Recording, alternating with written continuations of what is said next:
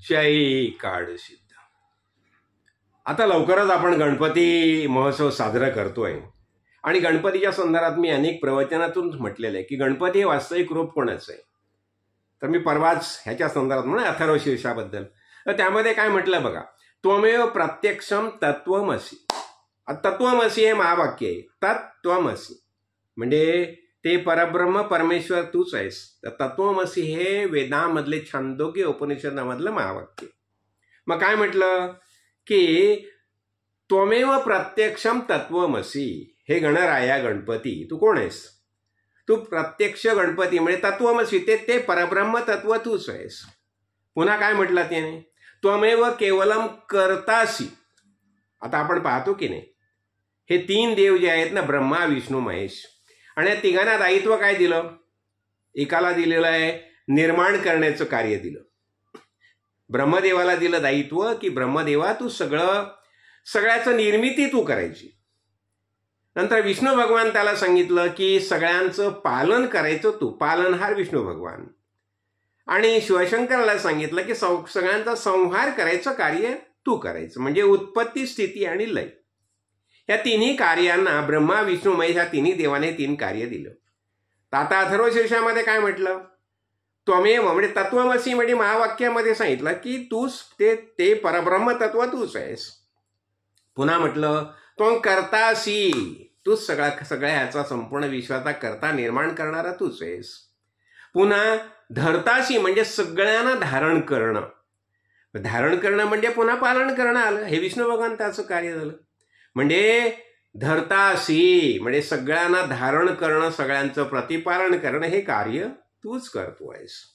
आणि पुन्हा काय म्हटलं? त्वमेव केवलम हरतासी. सगळ्यांचं हरण करणं.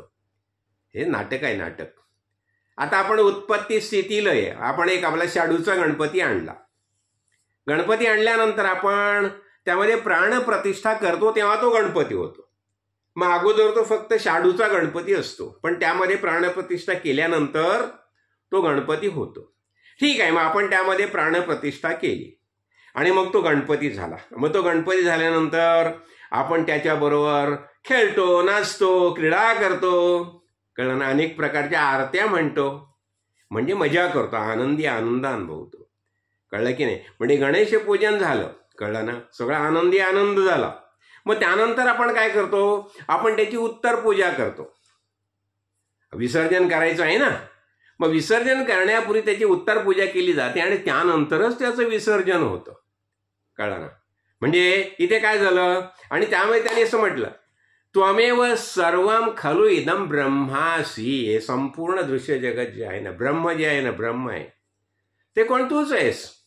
म्हणजे वास्तविक गणपतीच्या माध्यमातून आपण आपली स्वतःचीच पूजा करतो. लक्षात घ्या, आपली स्वतःची पूजा करतो आणि ती पूजा करून आनंद अनुभवतो. सगळे आपले नातेवाईक आप्त सोके येतात आणि आनंद अनुभवतात.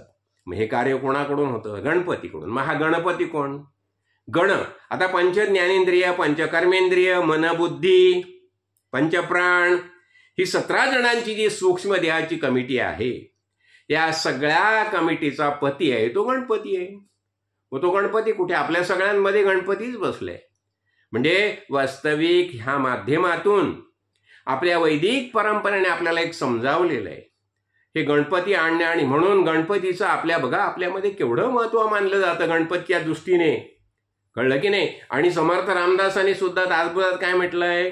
ओम नमोजी आद्या वेद प्रतिपाद्या जय जय स्वसंवेद्या आत्मरूपा देवा तूच गणेशू सकलार्थमती प्रकाशू म्हणे निवृत्ती दासू अवधारी देई.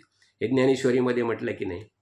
आणि ह्याने म्हटलं, समर्थाने काय म्हटलं? ओम नमोजी गणनायका सर्वसिद्धी फलदायका अज्ञान भ्रांती छेदका बोधरूपा. हे म्हटलं समर्थांनी, रामदासांनी म्हटलं दासबोधामध्ये. म्हणजे गणपती कसा आहे? बोधरूप आहे. बोधरूप म्हणजे गणपती ज्ञानाची देवता आहे, ज्ञानाची देवता. आणि गणपती हे आत्मस्वरूपाचंच लक्षण आहे. कळलं की नाही? म्हणजे ज्ञानेश्वरांनी म्हटलं ओम नमोजी आद्या, पहिला वेद प्रतिपाद्य ज्याचे वेदांनी प्रतिपादन केलं. आणि जय जय स्वसंवेद्या. स्वसंवेद, संविद म्हटलं जातं ना बघा. तर मी स्पर्श केला. स्पर्श केल्यानंतर आपल्याला जाणीव होते ना. ही सगळी जाणीव कोणामुळे होते? गणपतीमुळे. आणि म्हणून हा गणपती जो आहे हे वास्तविक आपलंच रूप आहे.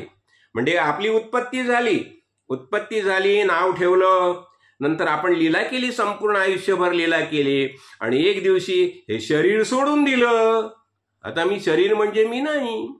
येतो जातो जरिया देही, जन्ममरण नाही आम्हा, जन्ममरण नाही. वास्तविक हे गणपतीचं रूप आपण समजून घ्यावं.